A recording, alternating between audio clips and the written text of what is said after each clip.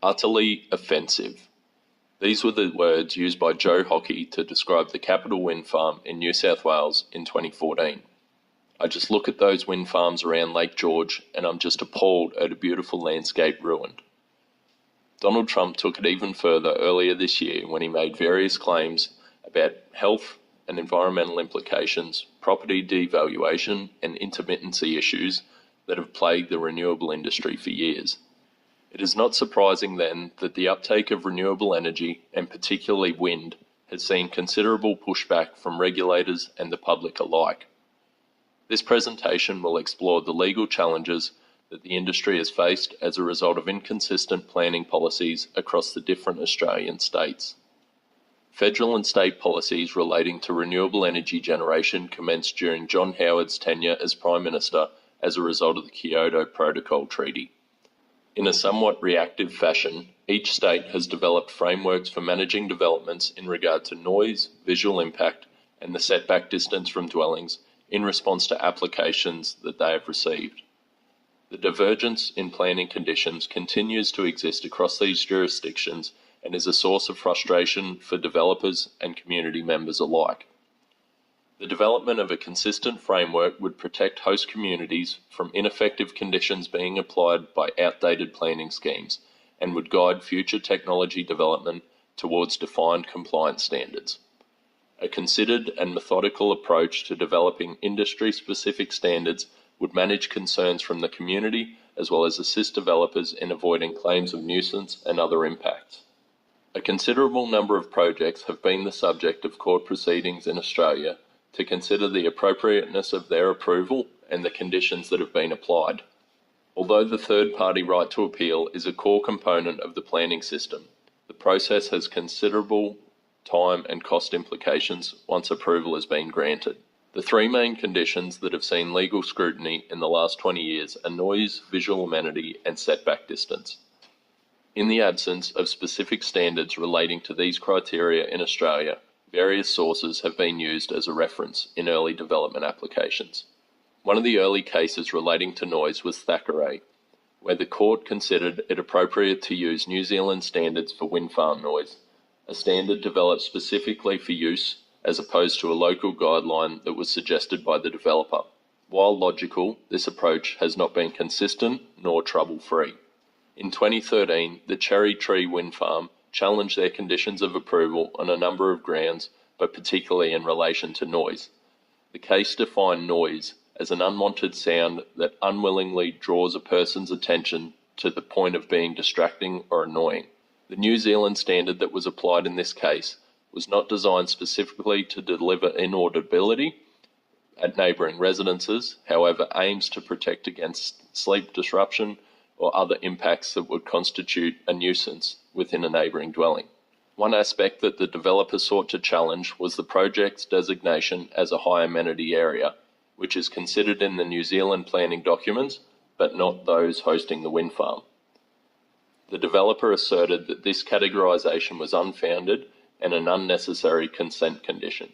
The application of this particular standard has seen challenges in its own jurisdiction, so it's little surprise that it also being challenged more broadly. Planning policies have needed to evolve quite quickly in response to the uptake of this newly accessible technology. However, technicalities have arisen due to the nature of the wording that is being used. Various challenges have occurred to try and protect the community's rural and tranquil features, which are used as descriptors in various planning guidelines. It was determined in Perry that the tranquility of an area within a particular planning zone is not being protected. However, the standards are set to protect against unreasonable noise impact. It has also been claimed that other special noise characteristics from wind farms impact residents' health and well-being. Where the New Zealand standard sets allowable limits for these special characteristics, such as tonality, impulses, and modulation, other standards are not so sophisticated.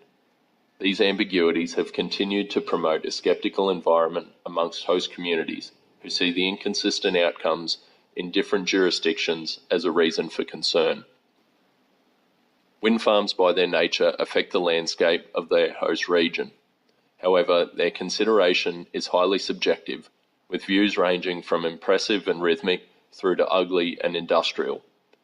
An early case that shaped future consideration of cases relating to visual amenity was Perry v Hepburn Shire Council. The court could find no prescribed test to measure visual impacts, but found that visibility alone does not constitute an unreasonable impact. This was further examined in the Terralga case, where the court considered the community's rural amenity in regard to its listing on the National Trust. It concluded if the court could accept the addition of one turbine to the landscape, it could not see its way clear to amend the approval on the basis of visual impact. While this approach has been common when considering challenges on the basis of visual amenity, the proverbial spanner was thrown in the works when the court overturned the local council's approval of a 46-turbine wind farm in regional South Australia.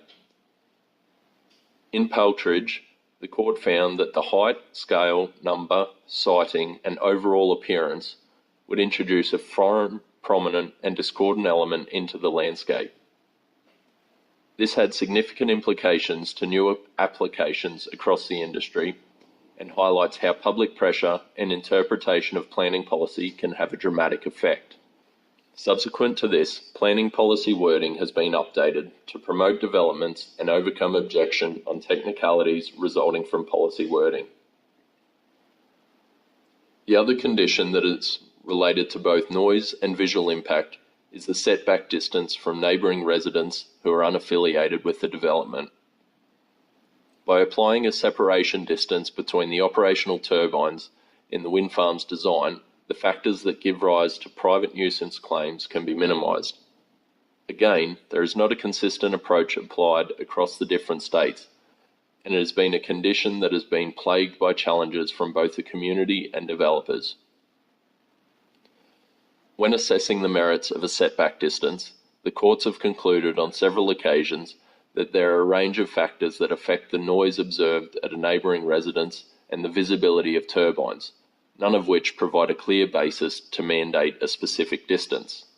Amusingly, in the Gullen Range case, when the minister could not provide substantiation for mandating a 2-kilometre setback for the development, the court could only conclude that the streakers' defence could describe their decision to create such a condition, that it seemed like a good idea at the time. Although the setback distance has continued to be a condition included in development approvals, it can be overcome through written agreements with neighbouring residents. This is often accompanied with remuneration for the noise and other impacts that the residents may incur as a result of being close to the turbines. This has been a source of contention, as was highlighted in Terralga, where neighbours in the vicinity of the facility asserted that they should be compensated for the blight that they would suffer from visual impacts and property devaluation. This claim was rejected by the court, who saw the creation of a right to compensate for developments that were a permissible use of land would attack the framework of land use policy. It found that it would be contrary to the objectives of the Act that call for the promotion and coordination of orderly and economic use and development of land. Although the renewable industry is experiencing a period of significant growth, the inconsistencies relating to noise, visual impact, and setback distance still exist across the Australian states. With developers driven to see their projects through to completion, they are more likely to accept unpalatable conditions rather than seeing further delays through ongoing legal challenges. For this reason, there have not been any high water cases to clearly establish a precedent for future cases. It is likely that alignment will only be achieved through the development of a national code or standard for wind farms, which will govern their development and integration across various jurisdictions.